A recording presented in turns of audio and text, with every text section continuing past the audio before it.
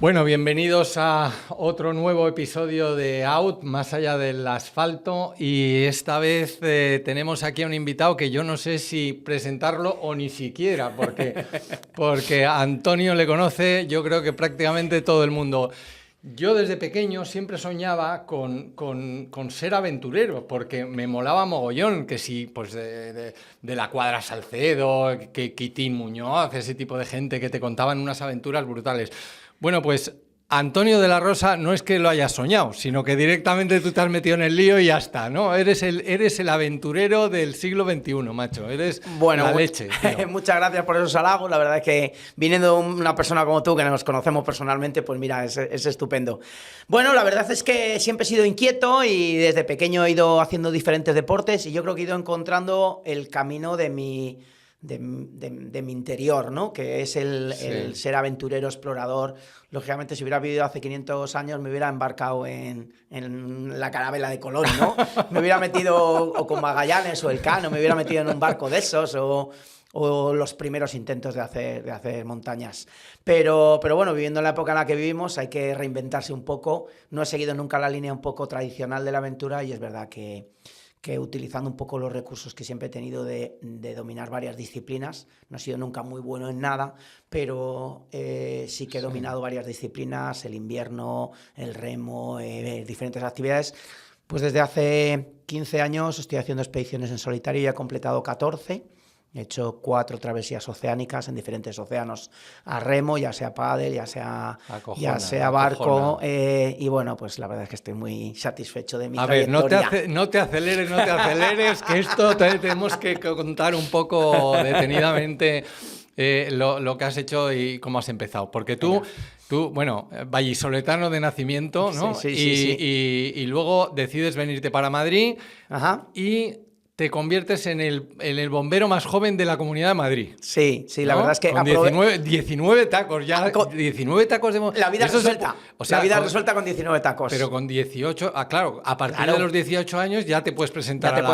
Ya eres mayor de edad y te puedes presentar. ¿Qué pasa? Que no se presenta a nadie porque normalmente es muy difícil, entonces vas tú y lo sacas, ¿no? Y conseguí aprobar jóvenes como yo, muy pocos. De hecho, bueno, durante muchos años he sido el bombero más joven de la Comunidad de Madrid que aprobó con tan solo 19 años. Creo que ahora ya ha habido, en las últimas oposiciones, ya ha habido alguno que ha entrado incluso con 18 años. ¿Ah, sí? Bueno, la verdad es que yo quería entrar en INEF, yo quería hacer educación física, pero hace 35 años, en el año 88-89, solo había 2 facultades de educación física en España, estaba la de Madrid y la de Barcelona. Y además necesitabas una nota alta y había muchísima gente que se presentaba. Yo, a pesar de estar muy bien preparado físicamente y de conseguir quedar el 10º en las pruebas físicas, la media, como tenía muy mala selectividad, no me dio para poder entrar en educación física, pero por otro lado fue una suerte porque en unos meses me presenté a bombero y conseguí entrar de bombero. Y luego empezaste a trabajar, o sea, sí que estuviste trabajando de bombero durante un tiempo. Sí, estuve 14 años trabajando de bombero. Estuve en Alcobendas, primero en Arganda del Rey y luego en Alcobendas. Y en el año 2003 me pedí una excedencia, en principio un poco provisional, pensando que serían 2 o 3 años, porque era el momento en el cual estaba en la élite mundial de los raids de aventura y estaba viajando muchísimo por todo el mundo. Un momento, es que te has ido estoy trabajando, no vayas tan rápido, macho, que entonces el podcast va a durar 10 minutos. Esto tiene que ser rapidito. No, lo que quiero que me cuentes con más detalle, o sea, como un bombero, o sea, tú para empezar te dedicas a hacer deportes y empiezas a montar en bici, empiezas a... Yo vengo del piragüismo de pequeño, o sea, mi deporte de base con 12 años en el Pisuerga era hacer piragüismo. Yo hacía piragüismo, había estado un año nadando en el Polideportivo Huerta del Rey, había jugado a rugby, de hecho, desde los 13 años estuve jugando varios años a rugby en El Salvador, en un equipo bastante bueno, pero siempre la piragua la verdad es que era el deporte que más me gustaba. Más te gustaba. Y yo cuando vine a Madrid con 18 años, siguiendo realmente la línea de mis padres, que se vinieron a vivir a Madrid, mi padre trabajaba en la Renault y quería venirse a Madrid porque él era nacido en Madrid, me vine con ellos. Y aquí seguí haciendo piragüismo y ha sido el deporte que más o menos le he dado continuidad hasta empezar con otras épocas, ¿no? Ya cuando entré de bombero, ahí empecé a probar el triatlón, porque ya empezó como la moda del triatlón. Compañeros míos que luego han sido muy buenos triatletas, como Marcos Barrantes, que entró conmigo Sí, de bombero, y el tío fue medalla en un campeonato de Europa y fue muy buen triatleta, y luego compañero mío en carreras de aventura, pues empezó con el triatlón y tuvimos ahí una fiebre de 3-4 años de estar en un equipo de Valladolid, el Tripi, aunque yo vivía en Madrid, y ya fui uniendo un poco el triatlón con el piragüismo y descubrí que había un deporte que se llama cuadratlón, que es natación, piragua, bicicleta y carrera. Y claro, yo siendo buen piragüista... Piragua, sí, te lo iba a preguntar porque Claro. lo he leído por ahí que habías hecho el cuadratlón, pero no sabía muy bien. Claro, O sea, es hecho, incluyendo la piragua. Es incluyendo la piragua. Entonces, claro, era un deporte que se me daba bien. O sea, yo era un triatleta normal y un buen piragüista. Entonces unimos las 4 disciplinas, la parte nadar, del kayak, de la bici y de correr. Y bueno, conseguí ganar varios años Campeonato de España, hice podio en un europeo y llegué a quedar 2 años séptimo en el Campeonato del Mundo. O sea que, bueno, es el deporte que me formó luego para lo que vino después, porque estuve haciendo cuadralón hasta el año 97. ¿Y luego cómo sale? Porque yo te digo una cosa, te confieso aquí que cuando yo estaba en la universidad y era, bueno, unos cuantos años más joven, yo me acuerdo de haberte visto en competiciones, no que yo competía, sino te veía por la tele. Salías en competiciones de aventura, en raids de aventura y no sé qué, y me acuerdo de ti en aquella época. Entonces, la verdad es que tuvimos unos años muy buenos de salir muchísimo en la tele. Sí, pero ¿y cómo pasas del cuadratlón a meterte en un raid de aventura? ¿Cómo conoces los raids de aventura? Claro, bueno, los raids de la aventura los conozco con mi amigo Marcos Barrantes en el año 96. Nos enteramos que hay una cosa de aventura en Gran Canaria y nos apuntamos. Que esas son las más divertidas porque es como que está empezando, nadie sabe. A ver de qué va esto. A nosotros nos gustaba la montaña. Yo poco a montaña había hecho, él sí, él había escalado mucho y tal. Pero bueno, nos enteramos y tal. Estábamos empezando a hacer alguna carrerita de orientación y nos fuimos allá a Gran Canaria y bueno, fue durísimo, nos perdíamos mucho y tal, pero vimos que es el deporte que a nosotros nos gustaba. Sin querer, lo que hemos comentado antes, uno va encontrando su trayectoria. Mi línea es buscar actividades al aire libre, que se desarrollen en la naturaleza, que tengan mucha duración, porque actividades cortas nunca se me dieron bien y que tengas la posibilidad de buscarte un poco la vida, utilizar tus recursos, que además puedas variar de actividades. Si al final no eres muy bueno en un deporte, pero dominas la bicicleta, la carrera, el kayak, el agua, la natación, pues vas uniendo esas diferentes actividades y te encuentras con los raids de aventura, que es el deporte más duro que existe y además yo creo que sin duda es el deporte más bonito. Los raids de aventura son pruebas que se hacen en equipo, que vas recorriendo diferentes puntos de control. Los internacionales llegas a hacer 700-800 kilómetros en diferentes modalidades y siempre tienes que utilizar un mapa y una brújula. No está permitido los sistemas de navegación satelital, ni GPS, ni nada de nada. Entonces, bueno, es un deporte que te pone a cada uno en su sitio. Y que además, bueno, pues también tienes que hacer un buen trabajo en equipo y desarrollar. Y yo justo en el 96 llamamos a la puerta para ir a Gran Canaria de Red Bull, que acababa de llegar a España. Te hablo año 96, hace 28 años. Que parece que Red Bull lleva 4 días. Hace 28 años nos enteramos que había una bebida que había llegado cuando casi no existía ni la Coca-Cola en España. Fuimos a llamar a la puerta y nos dieron unas latas de Red Bull para venderlas en las tiendas y sacarnos un dinero para pagarnos el viaje a Gran Canaria. Vendimos las latas de Red Bull, salimos algo en los medios, conseguimos que nos pagaran la inscripción para otro raid que se llamaba el Raiber en el año 97 y ahí fui con los hermanos Torres, que los conocía también del cuadralón, de alguna prueba que habíamos hecho, y nos juntamos los hermanos Torres, que ellos eran buenos orientadores, con Marcos y conmigo, y hicimos el gran equipo. Y entonces ahí pudimos, la verdad es que ir creciendo mucho. Fue un momento en el cual los raids de aventura se pusieron de moda de repente, estaba el Regaluas, había pruebas muy conocidas y que tenían muchísima repercusión mundial, salías muchísimo en la tele.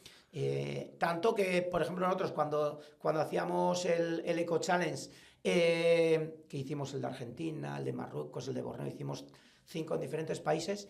Y nosotros hemos ido a Colombia y la gente nos paraba por la calle porque te conocían. ¿En Te serio? habían visto en la tele. Sí, sí, hubo unos años ahí que hasta el año 2004-2005, no es que fuéramos famosos, pero nos conocía mucha gente. Hombre, es que los raids de aventura, quieras que no, las imágenes que Ya, tú eran puedes muy obtener de espectaculares. ahí es que son Claro, espectaculares, claro, porque claro. en 5 minutos estás Sí. bajando por una pared, rapelando no sé qué tal, trepando por otra, Es verdad, tal, son muy espectaculares. te has La perdido. pena es que en aquella Todo eso época, lleno de barro, lleno de tal, o sea, no, son chulas, eran aparte. brutales las imágenes de Mucha esa. gente queriendo participar. O sea, hubo un boom de los raids de aventura que Mm. duró unos 10 años, además con un pique ahí por ver cuál era la mejor prueba, si la Raid Galois, que eran los franceses, o el Eco Challenge, que era de los americanos. El Eco Challenge al final se posicionó porque, claro, los americanos hacen las cosas como las hacen. Tenían a Discovery Channel, que hacía un reality de 5 horas de una prueba, pero que te metía camaraman siguiendo a los corredores 24 horas, te metía 5 helicópteros en el evento, o sea, tenían un presupuesto brutal y hacían un peliculón. Es que lo he visto, o sea, Claro, yo he claro, visto claro. que había un cámara que estaba siguiendo a cada Sí, uno sí, de sí, los sí, equipos. sí, Y sí. tú decías, macho, esto, logísticamente hablando, esto es una locura. Ahora los ves en los trail, gente muy buena, Sí, sí, como sí, Biel, sí. como, bueno, hay unos cuantos ahí que son los camaraman estos, pero ya lo sabía hace 28 años en los Reyes de Aventura, que igual eran atletas, que eran capaces encima de ir con equipos más pesados. Lógicamente no es lo mismo seguir a un corredor de aventura que va caminando al trote suave que seguir a un Kilian, ¿no? corredor, Pero, sí. pero bueno, que la verdad es que hubo una época ahí que había dinero.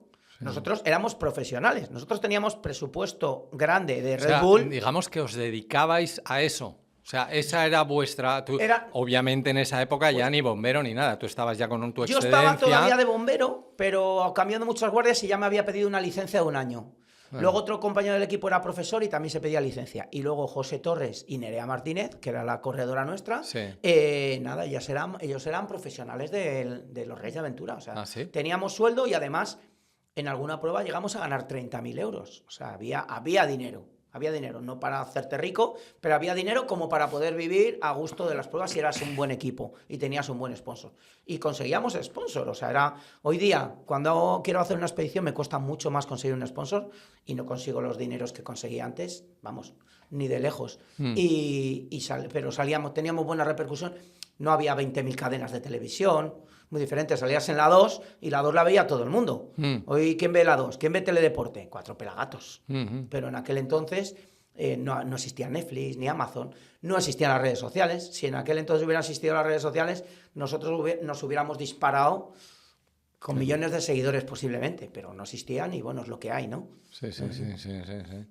Y entonces sigues con el tema de los raids de aventura hasta que los raids de aventura de una manera... Más o menos digamos, hasta que el cuerpo ya no me daba para estar en la punta. Claro, yo he corrido Raids de Aventura porque luego yo corrí con los hermanos Torres en el equipo Red Bull hasta el 2003-2004 y luego estuve otros 5 o 6 años corriendo con...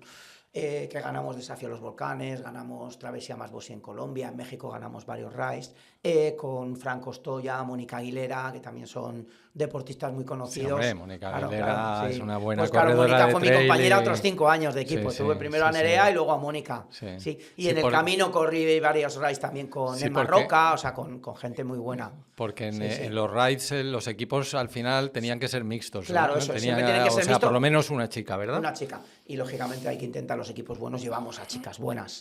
Sí, es una parte tan importante como tener un buen compañero de equipo, como tener un buen orientador, hay que tener una chica fuerte. Y bueno, por suerte he corrido con chicas fuertes y además súper a gusto. O sea, yo puedo decir que he corrido siempre con mis compañeros y hemos disfrutado y sufrido a la vez, lógicamente, pero Lo no. más difícil de un raid debe ser la gestión La personal, convivencia. ¿no? La gestión personal, digamos. Claro. Sí, la convivencia, el es por aquí, que no, Sí. que no, te digo que es por ahí. O sea, Si tú haces es un una equipo, cosa... hay mucha gente que de repente se pone a hacer equipo. No, voy a juntar a este que es un monstruo tal. Juntas a 3 monstruos y a lo mejor sale una mierda de equipo.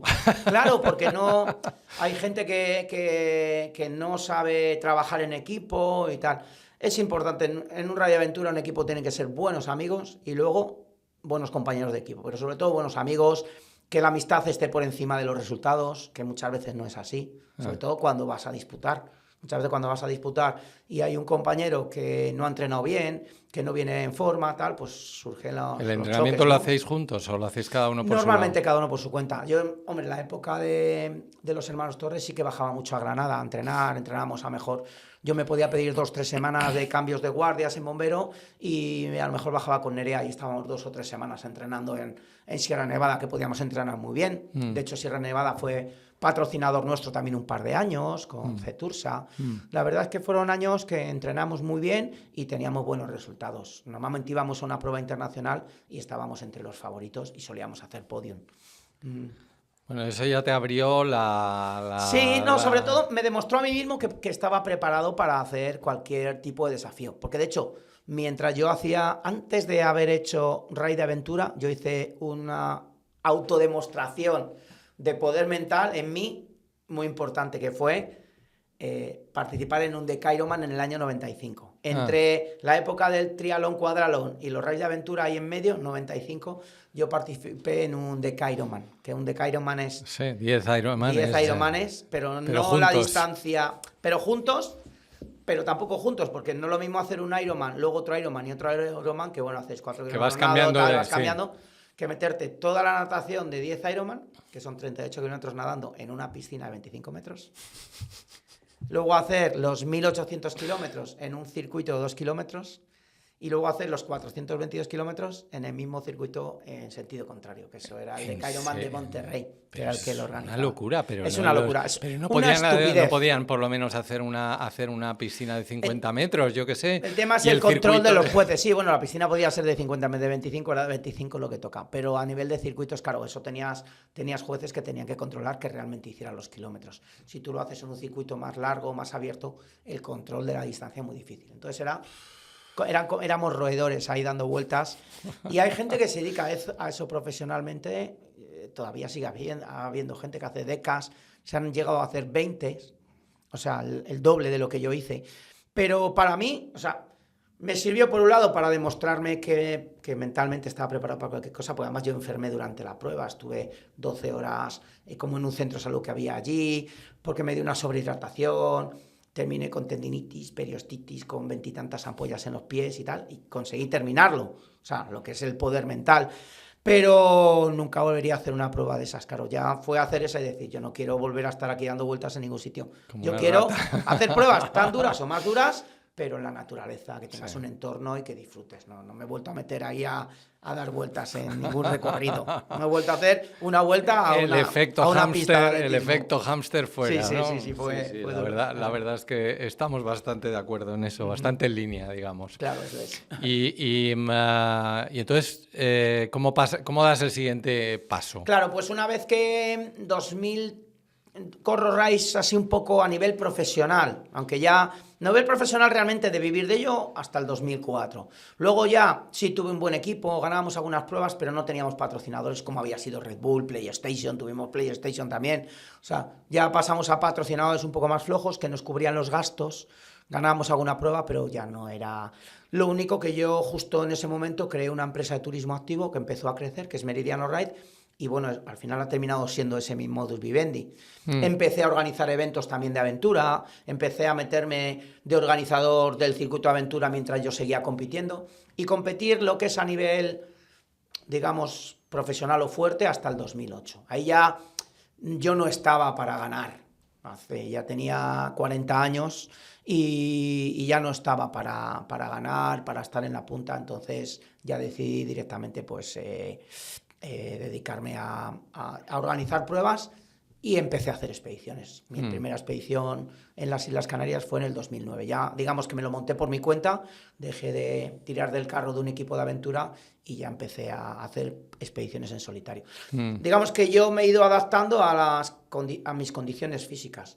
Claro. Cuando era muy joven hacía tirar en el cuadralón, un poco más puretilla los raids de aventura, que esos con 30, 30 y tantos puedes ser un máquina, y ya con 40, si quieres seguir en la élite de algún deporte, es prácticamente imposible, ¿no? Entonces ya ahí, pues me he dedicado a hacer raids de aventura, expediciones de solitario, que ahí ya no hay un crono, aunque me sigue gustando ir lo más rápido posible, pero ya no es el tiempo, ya no es estar en la forma física exacta, sino que ya te permite, pues, ir variando, ir mejorando, claro. Sí, que estás luchando, digamos, contra ti mismo. Eso entonces, es, ya al luchas fin y al contra cabo, ti. pues bueno, lo que tardes y ya está, ¿no? Sí. Pero bueno, eso tampoco es... Bueno, ahora llegamos a eso, porque entonces la primera expedición en solitario es en Canarias. Sí, eso es. ¿Y allí qué es lo que haces? Bueno, lo que hice fue unir las Islas Canarias con un kayak. Me acuerdo perfectamente, macho, porque saliste también en todas partes. O sea que... Sí, tuvo cobertura, porque lleva un cámara, siempre también he invertido un poco en eso, he llevado un cámara que me ha grabado imágenes, un buen fotógrafo. Salí de la isla de La Graciosa y lo que hice fue unir las 8 islas, desde La Graciosa hasta el Hierro, con kayak, con algunas travesías que hay 100 kilómetros. Llevaba un velero de apoyo y seguridad. Y luego en el velero me llevaban una bicicleta y yo cuando llegaba a la parte este de la isla les entregaba mi kayak al velero y yo cogía una bicicleta. Y con esa bicicleta cruzaba de este a oeste la isla para llegar al otro lado de la isla y pasando siempre por el pico más alto de cada una de las islas. Entonces fue 8 islas, 8 cumbres, 8 días. Ya me metí la presión de los días. Primero por darle un nombre y luego por mantener un poco el espíritu de presión, de dormir poco. Podía haberlo hecho en 2 semanas. Pero decidí hacerlo y me costó mucho hacerlo en 8 días. Dormía, pues, igual que los Reyes de Aventura. Los Reyes de Aventura, cuando estás en la élite, haces pruebas de 7 días que duermes de 1 a 2 horas diarias. No duermes más de 2 horas en un día. O sea, que lo de abandonar el crono que decías, como que, bueno, no. Yo empecé en las expediciones en solitario, empecé con crono. Lo que pasa es que, según han ido pasando las expediciones, el crono lo he ido aflojando porque me he llevado un par de sustos por ir con prisas. Sí. Al final, no es lo mismo ir con 4, que te vas apoyando, que te vas cubriendo, que tal, y que tienes un objetivo claro del crono, a ir tú solo, que cualquier error pequeño que cometas te puede costar la muerte. A mí yo casi me muero en la tercera expedición. Ese año hice Canarias, al año siguiente hice lo mismo en Baleares, y como me gusta cambiar de deporte, en vez de ir con un kayak, fui con una canoa polinesia, que es una de estas que vas con un patín de apoyo. En vez de ir con una bicicleta de montaña, como vi que las Baleares podía subir a todas las cumbres con carretera, fui con carretera. Lógicamente, bueno, se me olvidó decir que algunas cumbres no llegas en bici y tenía que hacerlas. Por ejemplo, Alteide, desde la parte de donde termina la carretera, pues ese tramo lo hice a pie, ¿no? Y al año, como siempre me gusta mucho el frío, encima nací en Valladolid, pues allá hace mucho frío, quise probar una aventura invernal. Y me enteré que hacían una prueba que era el Black Ice Ultra, que consistía en cruzar el lago Baikal en invierno. Por encima del hielo del lago Baikal, me apunté a esa prueba y nada, ahí fue la primera aventura que hice con un trineo. Esa era corriendo y arrastrando. Claro, bueno. Podías ir corriendo, podías ir con patines, que esa hubiera sido la decisión buena porque el 80% del lago está como el cristal y entonces con patines de hielo vas volando. Y yo fui con esquís de backcountry, que la verdad es que como había mucho hielo te resbalabas mucho, pero bueno, fui con esos esquís. Y claro, como era competición, aunque era un poco aventura, pero había una clasificación, pues igual, intenté ir con el concepto de no parar, de tal. Y me acuerdo la segunda noche, a las 2 de la madrugada, mucho frío y tal, y cometí el error de caerme en una grieta. Me colé en una grieta y me caí al agua. ¿Al agua? Me caí al agua con 30 bajo cero, muy abrigado. Por suerte, como había mucho hielo, no llevaba los esquís, con lo cual conseguí salir a duras penas. Si hubiera llevado los esquís, lo mismo no me hubiera costado más salir. Sí. Claro. No llevaba el material en condiciones, porque claro, luego ya he visto en este tipo de expediciones invernales, sobre todo cuando cruzas lagos, tienes que llevar los nórdicos, cuando van patinando por las zonas heladas, llevan unos puñales pequeñitos colgados del cuello. Entonces, si tú te caes te caes al agua, saca los puñalitos, claro, porque si tú quieres salir, como la mesa, claro, te resbalas y no sales, no consigues salir, es imposible. Con un bloque de hielo así, imagina, intentar salir, como hacer el chulo piscina, lleno de ropa, de agua y encima resbalándote. Y con el peso que tiene toda la ropa mojada. Yo tuve la suerte que en ese momento iba con los bastones. ¿Qué hice? Pues tirar de los recursos de muchas veces que te resbalas en la montaña y tal. Cogí los bastones, cogí las puntas, clavé las puntas en el borde, me arrastré y conseguí salir. Si yo no hubiera llevado los bastones en las manos, yo no estaba aquí hoy. O sea que un pequeño error, lo que hablamos, un pequeño error de logística de material. Claro, a partir de ahí me compré dos juegos de puñales de estos. Sí, los llevo siempre que hago una expedición invernal, los llevo en el cuello porque te salvan la vida ese tipo de cosas. Entonces, justo ahí es cuando decidí quitar un poquito la parte del crono. Un poquito. Porque luego cuando hice la Rams Guyana en el 2014 era ahí una está. competición. Eso es lo que te iba a decir, que un poquito relativamente. Un poquito, y luego, pero si te apuntas a una competición, pues vuelves a cuando hay crono por medio. Bueno, pero a ver, ¿sabes lo que pasa? Que cuando una cosa es un crono de una carrera de 10 kilómetros o de 20 kilómetros, que el crono es como te lleva ahí, como estás como muy agobiado, pero en una competición como la del cruce del Atlántico... Sigue habiendo crono. Sí, y cada minuto cuenta. Sí, hombre, pero... Y cuando eres competitivo y quieres ganar, no, por supuesto, y lo importante era cruzar. Y yo a 4 días de la meta iba sexto, iba tan a gusto. Pero cuando iba sexto, yo vi la posibilidad de poder ganar arriesgando y arriesgué y gané la prueba. Entonces, bueno... Cuando eres competitivo... Cuéntanos esa competición, porque esa fue alucinante. Yo quería cruzar el Atlántico a remo. Conocí a un chico en la Isla del Hierro 10 años antes, que lo había hecho con un compañero. Yo dije, ¿pero cómo vas a cruzar el Atlántico a remo? Sí, porque hay unas corrientes, hay un evento... Pero él lo hizo, pero lo hizo en solitario, lo hizo en la competición. Lo hizo en competición con otra persona. Ahí, digamos, hay 2 competiciones de cruce al Atlántico. Hay remo. dos. Hay 2, hay una inglesa y una francesa. Mira, como la inglesa, ya volvemos otra vez a... Sí, a la competición. La inglesa es la Talisker Atlantic Rowing, Talisker porque lo patrocina. Por el whisky. Por el whisky, que sale de La Gomera y llega a Barbados. Es una travesía sencilla a nivel de navegación porque tienes unos alisios muy buenos. Prácticamente... Hace unos años un tío se metió en un barril grande en La Gomera y llegó a Barbados en 95 días. O sea, las corrientes y los vientos te llevan. Por eso cruzó Cristóbal Colón el Atlántico. O sea, en un barril. Sí, en un barril gigante. Haciendo una publicidad de Talisker. No, este era de unos vinos. Llevaba unos vinos para probar.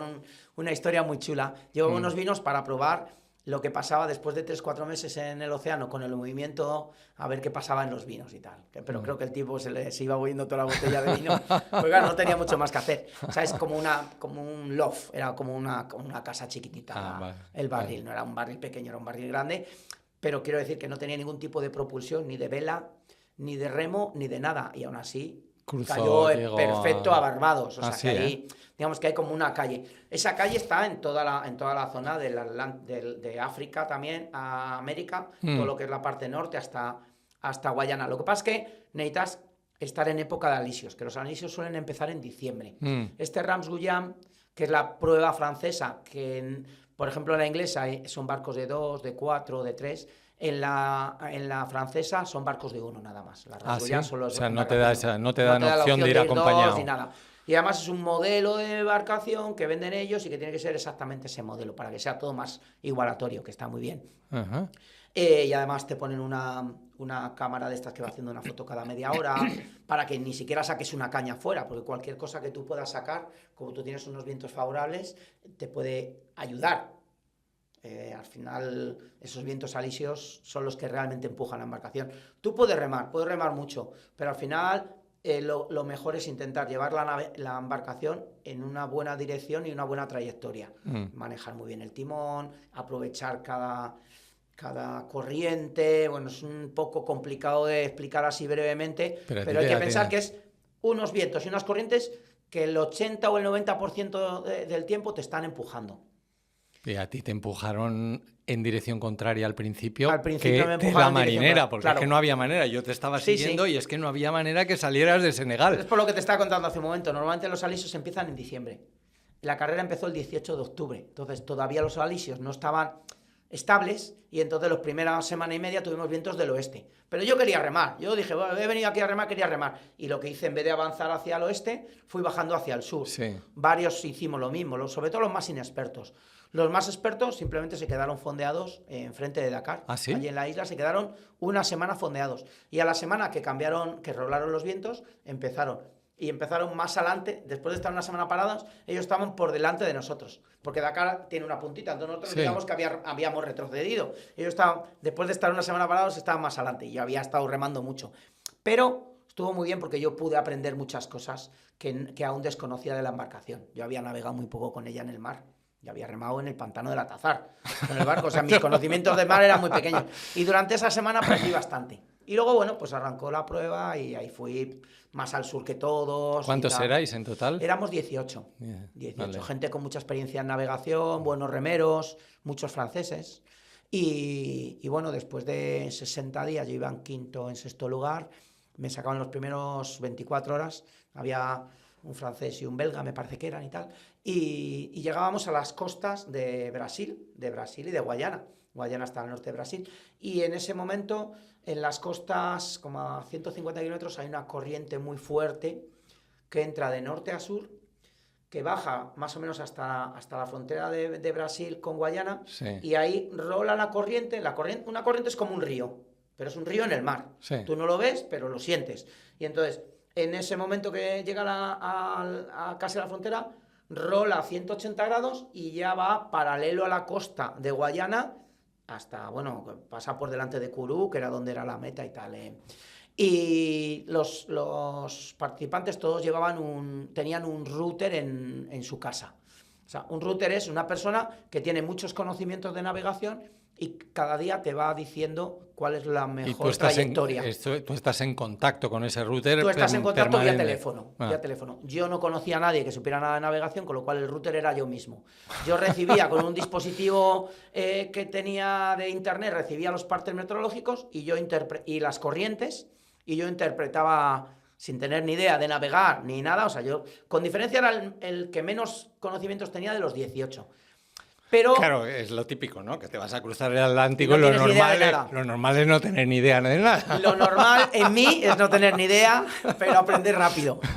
Pero la parte buena es que, claro, yo vengo del mundo del kayak, de los ríos, de interpretar corrientes. El agua te llevas bien. Interpreté la corriente como interpreto de un río. Entonces lo que hice fue un trabajo de cruzar la corriente intentando mantener una diagonal para salir al otro lado de la corriente. Todo lo que vieron era que esa corriente, que era como de unos 50 kilómetros de ancho, iba a ser imposible cruzarla, y lo mejor era dejarse llevar por la corriente para hacer que más o menos te llevara. Hacer la vuelta. Yo dije, yo intento cruzarla. Y estuve 2 días remando 22 horas diarias. También llegué con mucha energía.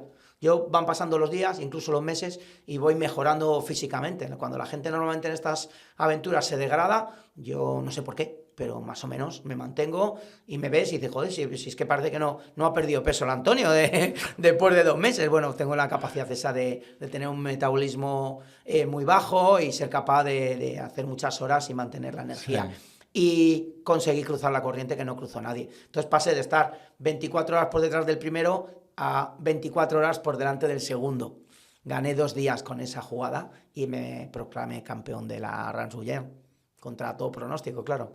Joder, impresionante. Sí. Vamos, la llegada tuya a Guayana, que me recibió como el presidente de la región y tal, la verdad que estuvo impresionante, muy bien. Tío. Impresionante. Y además mucha gente, como llevaba, no sé qué... claro, como todos llevábamos un dispositivo satelital, mucha gente nos seguíais, y me lo ha dicho muchísima gente. Es que dice, parece increíble que pudiera ser emocionante una prueba que dura 2 meses. Y fue emocionante, 64 días tardé yo. El último tardó 85. 3 semanas más que yo.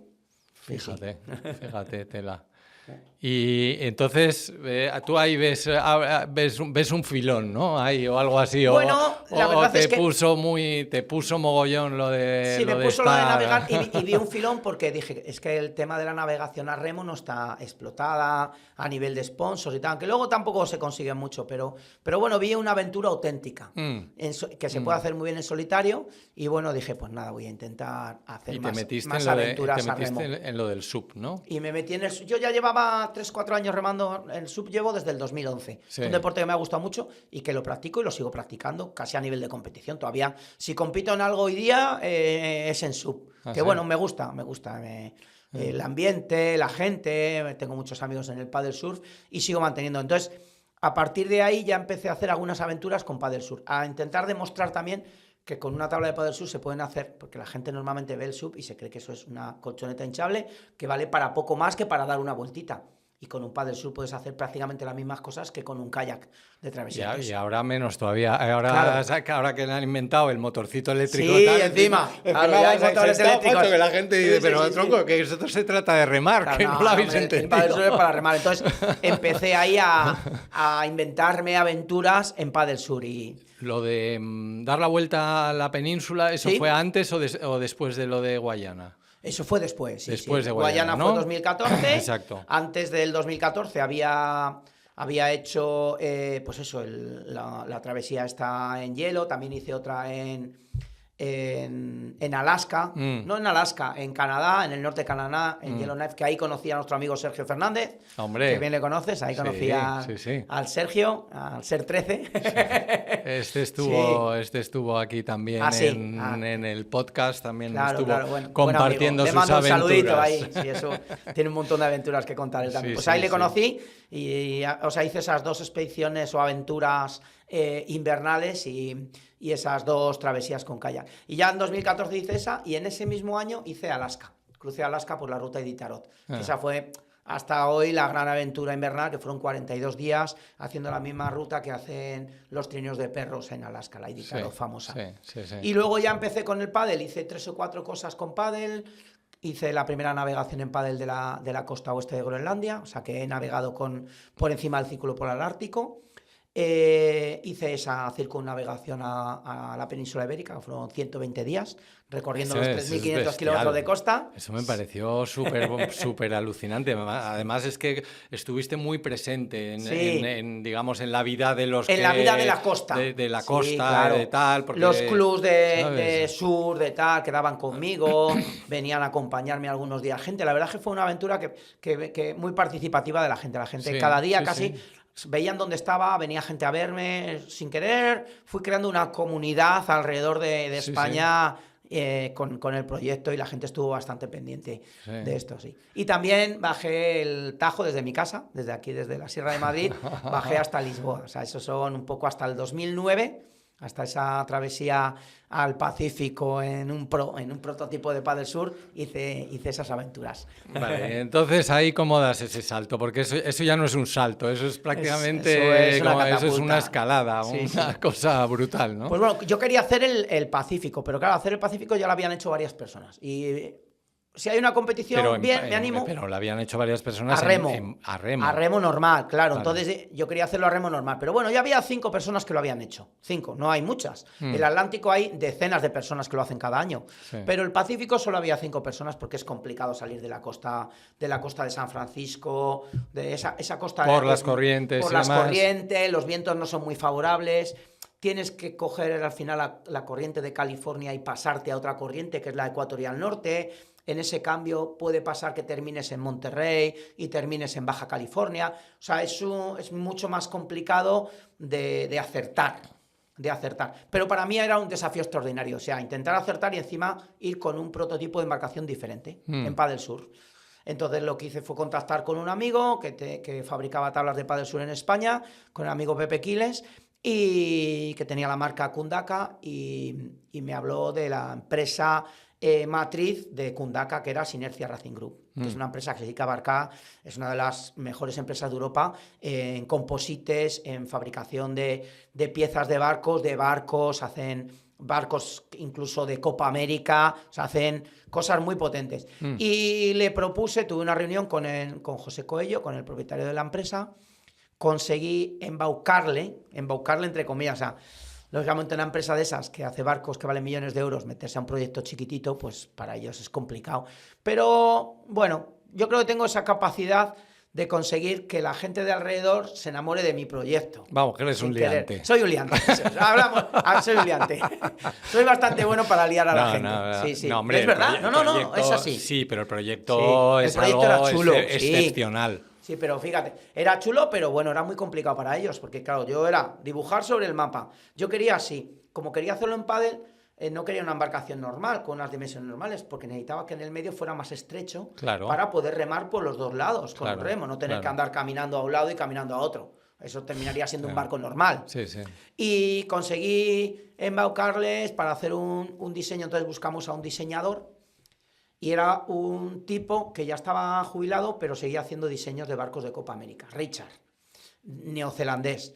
Y empezó Richard a ayudarme con el diseño, y después de como un mes ir buscando las formas, tal, no sé qué, Richard un día me llama y me dice, mira, Antonio, la verdad es que me encanta este proyecto, pero es que lo veo tan complicado que yo no quiero estar involucrado en una embarcación que yo diseñe que se me muera el participante. O sea, él se preocupó tanto por mi vida que se salió del proyecto. Y luego, bueno, pues entre otro Juan Moreno y tal, a continuar con el proyecto, que a él no le importaba mucho mi vida. Le importaba lo que le iba a pagar y ya está. Le importó el dinero y ya está. Pero bueno, fue cachondo, ¿no? Porque el primer diseñador se apartó del proyecto porque no quería estar involucrado en algo... Aunque yo le enseñaba que había hecho el Atlántico, pero bueno, él lo veía muy complicado. Pero no serías el único, ¿eh? Porque yo, algún escalador del tipo este que hace free solos Sí, y no sé ajá. qué, y el cámara le dijo que no quería filmarle porque era amigo suyo. Claro, y no decía, quería verle tío, caer. esto es demasiado complicado. Entonces, y encima, o sea, si te metes una caída y tal, ¿y qué voy a filmarlo yo? Pues dice, Claro. no. Sí, No, sí, o sea, sí, no, sí. o sea, no es el único que se No preocupa sería. por un amigo. Es normal, sí, ¿Eh? sí, la gente que... se preocupa y siempre se preocuparon. Pero bueno, al final conseguimos hacer el diseño, la fabricación nos llevó como 1 año y medio, porque hubo que hacer un montón de pruebas, homologar la embarcación, porque al final esa embarcación homologada, esa embarcación lleva los mismos permisos que lleva un carguero. Pero la O sea, homologación implica que tienes que pasar una serie de pruebas, casi como una ITV prácticamente. Eso es, sí. Hay un ingeniero que te homologa, que te da, que tiene que ser autodeslizante, tiene que ser resistente, tiene que ser insumergible, tienes que llevar radiobaliza, sistemas de comunicación, tienes que llevar un montón de cosas para que... De seguridad. Lleva una matrícula, un MMSI, y ese MMSI...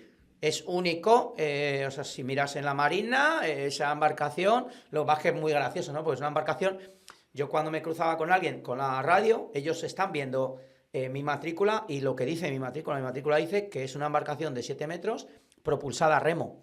Cuando te encuentras en el medio del océano, tú te encuentras, ves en la matrícula, porque te salta en el GPS o en el plotter, te salta, cuando te cruzas con barcos a 3 millas, te salta toda la información de ese barco. Ah, ¿sí? El rumbo que lleva, el destino, de dónde ha salido, el peso de la embarcación, todo eso es como tu carnet de identidad.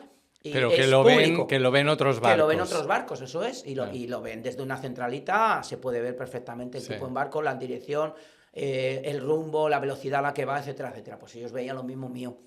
Muchas veces utilizas eso porque a lo mejor... Oiga, aquí me sale que usted va... Esto es verdad, está equivocado. Tú imagínate que viene un carguero de 250 metros en la dirección contraria a la mía. Claro, ese carguero de 250 metros que posiblemente consuma 10.000 litros a la hora de combustible, se cruza conmigo y ese carguero tiene que hacer... Yo soy incapaz de hacer una variación de mi rumbo más allá de ir a 2 kilómetros por hora remo. Si yo me voy a cruzar con él tiene que variar un poco el rumbo. Imagínate el coste brutal de esa variación de rumbo para él económicamente. Entonces tú tienes que estar muy al loro de avisarles, porque viene un japonés y te pasa a 10 metros. O casi por encima, porque esa variación para ellos es un coste muy alto, económico, y ellos van al minuto. Ellos tienen el destino programado para llegar a las 17:04, según la velocidad, según las condiciones meteorológicas que se van a encontrar en sus 14 días de travesía, los tiempos exactos. Y ese tiempo exacto, si se retrasa por cualquier cosa, ya es un coste, no solo el combustible, sino está todo tan cuadriculado, tiene que llegar, porque a la hora de la descarga de los 8.000 contenedores que trae empieza a las 13:47, está todo tan cuadrado que cualquier variación de esa les afecta. Entonces eres tú el que tiene que andar al loro, recordarles que tú no tienes capacidad de maniobra y tal. Es lo más complicado, el poderte colisionar con otra embarcación, ¿no?, en una travesía de estas. Entonces ahí sales, salgo de San Francisco, pones la embarcación en el agua y sales de San Francisco. Salgo ¿qué de San día? Francisco esperando, salí en junio, el 20 de junio creo recordar. 20 de junio. Sí, estuve esperando casi 3 semanas en San Francisco para salir. Para porque que las condiciones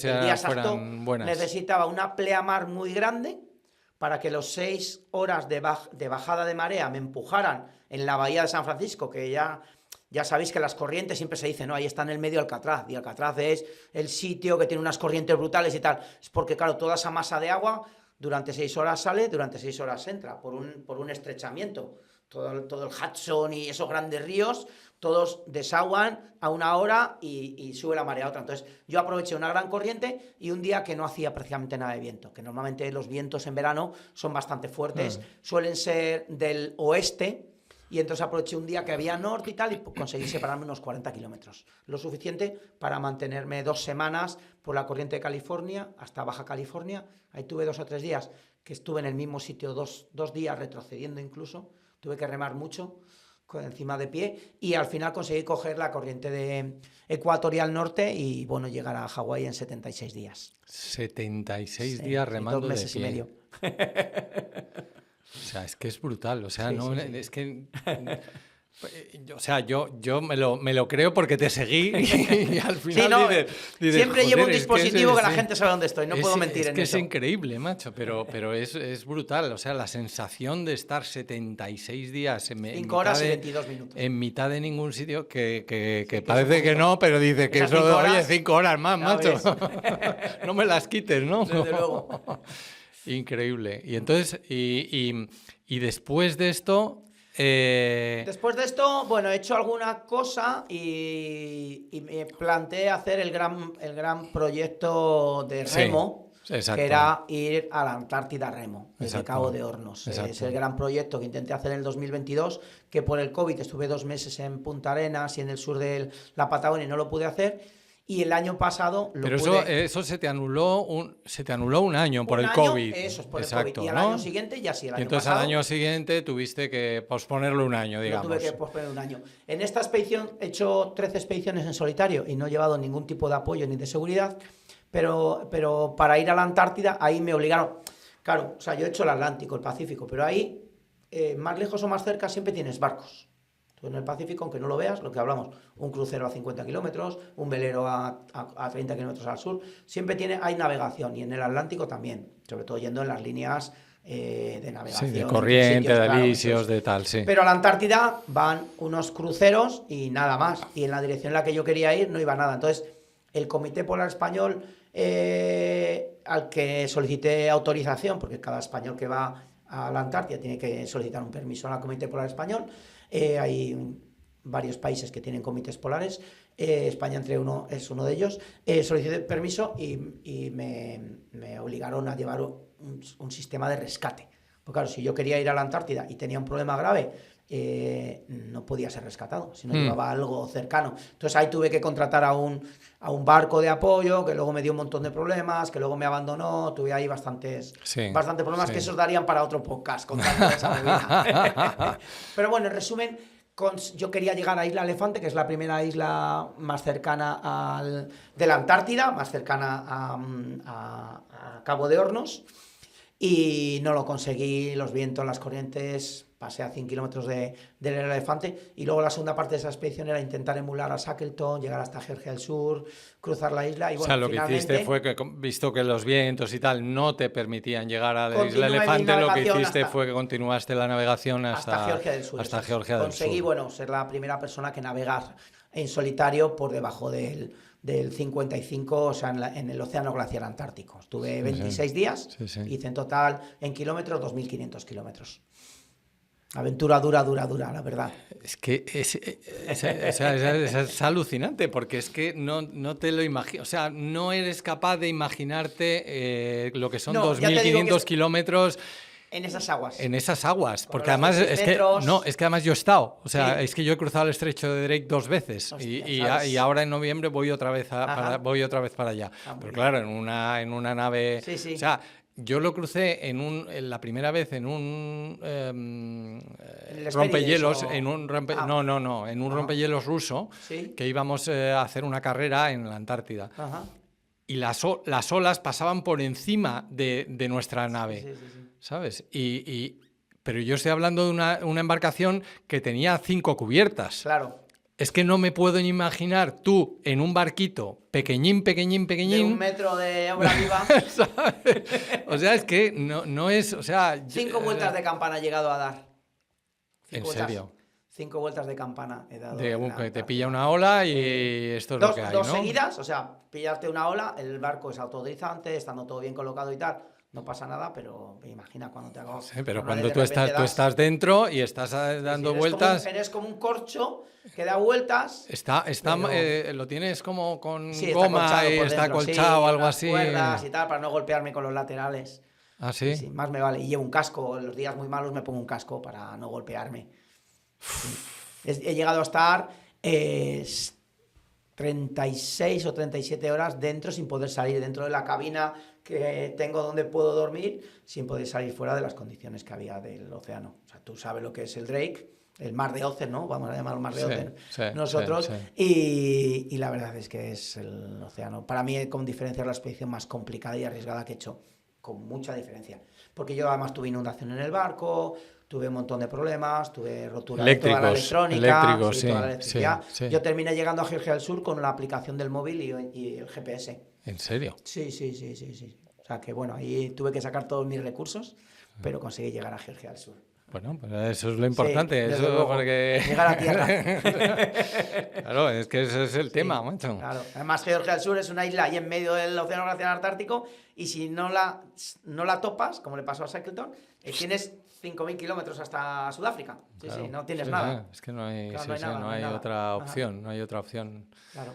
Y has ido, claro, organizando la maratón de esta de... Sí. Una carrera que hay pero es en la península antártica. Sí, la península antártica, ya. El tema está en que cruzas... En la base Union Glacier, ¿no?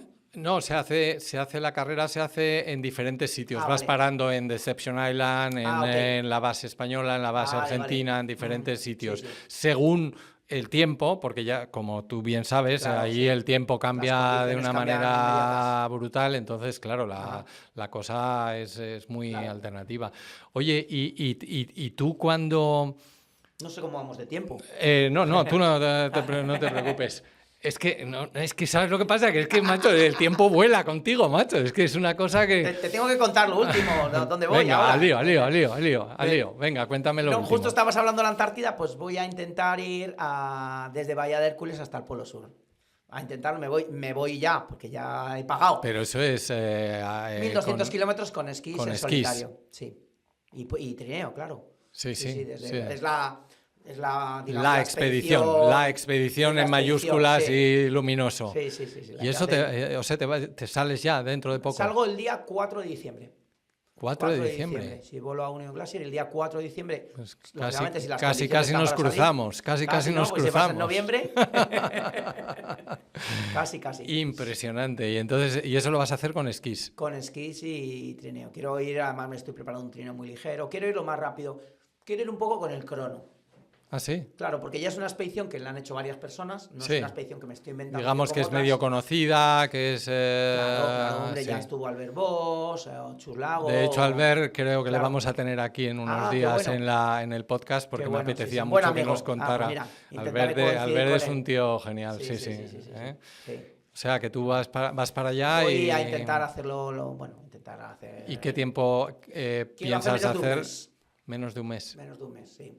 Vale. Y luego allí ya te vuelves con el avión o lo que sea. Con el avión te traen de vuelta a Union Glacier y de Union Glacier a Punta Arenas. Eso es la ruta. Vale. Bueno, a ver si todo me va bien y estoy ahora limando, me quedan 2 meses, estoy fabricándome con unos amigos que tienen una empresa de piragua, Cipre, que ellos me fabricaron el kayak con el que hice mi primera expedición. Curiosamente ellos me están haciendo ahora un diseño de un trineo especial de carbono, súper ligero, de unas dimensiones que yo me he inventado a ver cómo sale el invento, un trineo que va a pasar 4 kilos, un trineo de más de 2 metros, o sea, sí... Macho, hablar contigo, o sea, tú sabes, cuando hay un tío que sabe cocinar, que de repente tú empiezas a hablar con él y de repente empiezas a hacer juguillos en la boca te hace salivar, agua, ¿no? A salivar y tal, sí. Pues me está pasando lo mismo contigo, macho, estoy empezando a salivar, no sé qué pasa. Tienes que marchar ya. Bueno, ¿tú en noviembre de qué vas, por cierto, a la Antártida esta vez? ¿También a una carrera? Voy a diseñar una carrera, vale. sí, pero vamos, no tiene nada que ver, pasarme un mes allí en mitad de tú solo... Se conocen a muy pocas personas que vayan a la Antártida. Que vayan a la Antártida, ¿no? Ya sabes que es altísimo. Sí, no, es una locura, pero yo creo que lo que tenemos que animar desde aquí a todo el mundo es a que explore un poco su vida, o sea, Sí, que se dejen llevar, que busquen un poco sí, lo que que... salgan de la zona de confort. Exacto, ¿verdad? Claro. ¿No? Sí, Yo sí, creo sí, que, sí, yo sí, creo sí, que eso sí. es lo importante y escuchar a gente como tú, un poco con las expediciones que has hecho y demás, me parece una cosa absolutamente envidiable. O sea, me parece que tú eres un tío que has sabido exprimir. Y espero seguir exprimiéndola. Hombre, o sea, Sí. todavía queda Sí, mucho he por ido delante, o adaptando, pues sea lo que hemos que... hablado al principio, he ido adaptando un poco mi condición física o mi condición mental a la realidad.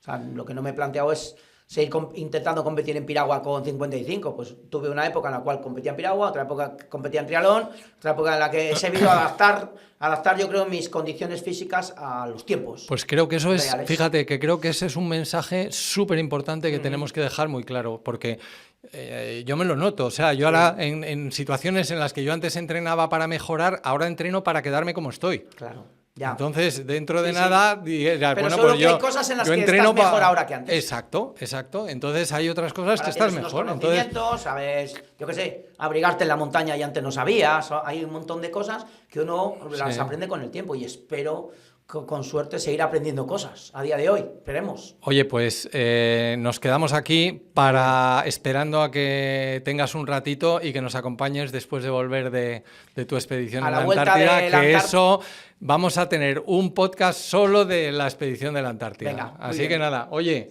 a todo el mundo muchas gracias y ya sabéis, macho, no perdáis ni un día. Todos por ahí Nada, a haceros una aprovechar el tiempo aventura. A haceros y una arriesgar aventura. y no os quedéis en el sofá, ni os quedéis en un trabajo que no os guste, ni os quedéis haciendo lo mismo toda la vida. Hay que cambiar, hay que arriesgar, hay que salir, Si no te gusta lo que estás haciendo, Cámbialo. cambia, no te quedes ahí toda la vida. Pues ya sabéis, mensaje de Antonio. ¿eh? Antonio, muchas gracias.